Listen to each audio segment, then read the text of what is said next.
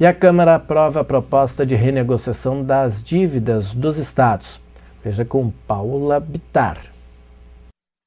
Na versão discutida na noite de segunda-feira, o relator Esperidião Amin já havia retirado do texto vários itens criticados.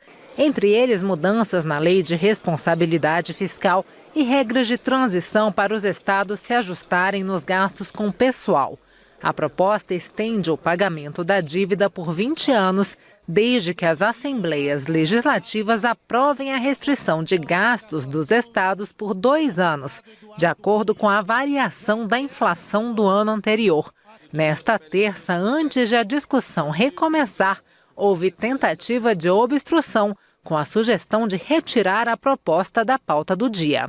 É preciso se mergulhar, discutindo de forma séria a auditoria dessa dívida pública, é preciso se discutir a autonomia dos estados e também o benefício aos estados que vêm pagando em dia suas contas. É preciso que se retire de pauta para que a gente ganhe mais tempo para fazer essa discussão profunda e responsável enquanto esse debate. Eu sou totalmente contrário à retirada de pauta desse requerimento. Eu não tenho dúvida nenhuma de que nós estamos preparados para votar esse projeto, porque ele não mexe em direitos de ninguém. Por isso, sou contrário à retirada do projeto de pauta. O relator voltou à tribuna para explicar seu novo texto após a apresentação de novas emendas ao longo da negociação. Os governadores que assinaram os acordos que dão suporte a este projeto, muitos deles não estão pagando os salários.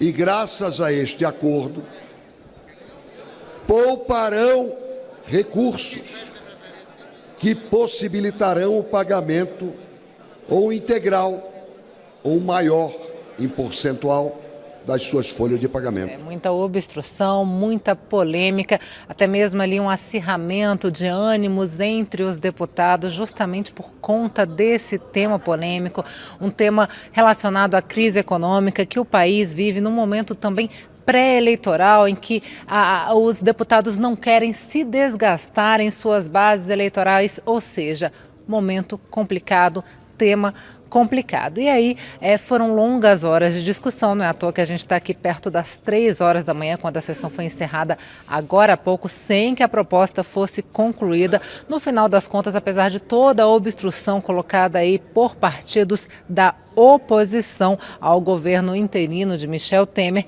foi aprovado o texto base da proposta, o texto principal.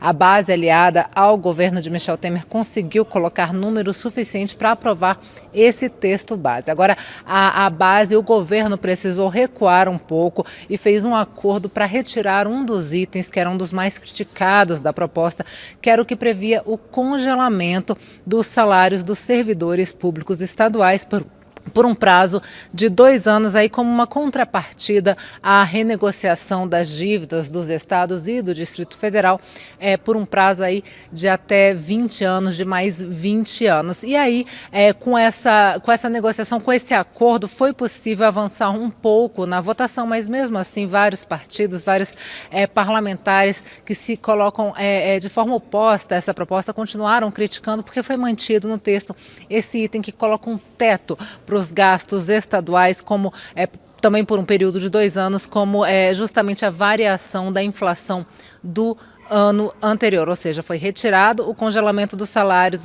a proibição no reajuste dos salários, mas foi mantido esse teto para os gastos dos governos estaduais. Agora, essa votação ainda não foi encerrada, foi votado o texto principal, foram apreciados 2 destaques para votação em separado que tentam fazer aí mudanças no texto e ainda faltaram, chegamos aí às 3 da manhã, não havia mais condições de se continuar essa análise, faltaram ainda 4 destaques para votação em separada que vão tentar fazer outras mudanças, acrescentar artigos, retirar artigos, fazer modificações no texto que vão ser analisados nesta manhã desta quarta-feira a partir das 10 horas da manhã. Só depois disso é que a proposta poderá seguir para análise do Senado Federal.